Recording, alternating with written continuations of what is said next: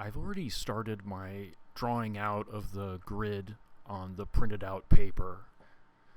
And the beauty of using this type of grid method is you don't really need to measure anything. You simply need to divide up the paper in the way that's illustrated on the assignment page. It just needs to be a standard rectangular printer paper.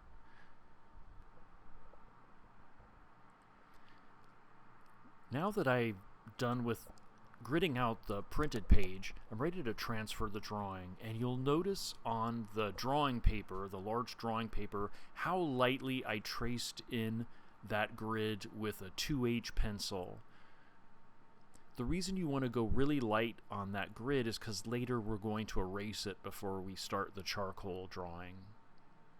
And now I'm picking an area and corresponding it to the grid that's on the printed photo of the face. So I'm looking back and forth, and I'm just looking for major features like wrinkles, nostrils, eyes, the teeth, the profile and outline of the head and the ears. Don't do any shading. You want to be very minimal with the pencil line, and you're just looking for major contours, because when we go in with the charcoal later, that's when we're going to get into the fine detail.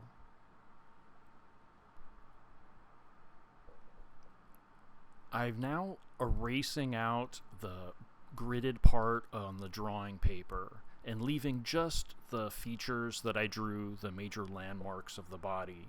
So make sure that you take this step and with a clean eraser just erase all that gridded area that's left over so that you just have the basic outline of the face and the major features so that you can start the drawing. Now you're ready to really get into the charcoal, both the charcoal pencil, vine charcoal, compressed charcoal. The vine charcoal is really good for the softer tones, and the charcoal pencil I'm using here is great to use with a soft touch so that you're not digging in too hard into the surface. And it's really good to work with a charcoal pencil in conjunction with the blending stump, because you lay down a little bit of charcoal like I'm doing there, and then you can come back later and really soften it and smooth out those hard edges. You can see me going over with the blending stump some of those areas I'd laid down with the charcoal pencil. And the excellent thing about it is the charcoal really extends and spreads really nicely.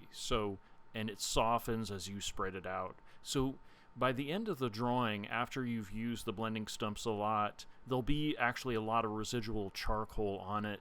So essentially by the end we'll be drawing a lot simply with the blending stump because there's so much charcoal there already. Go back and forth between the charcoal and the eraser so that you're drawing with the eraser after you have a lot of charcoal built up, especially the vine charcoal.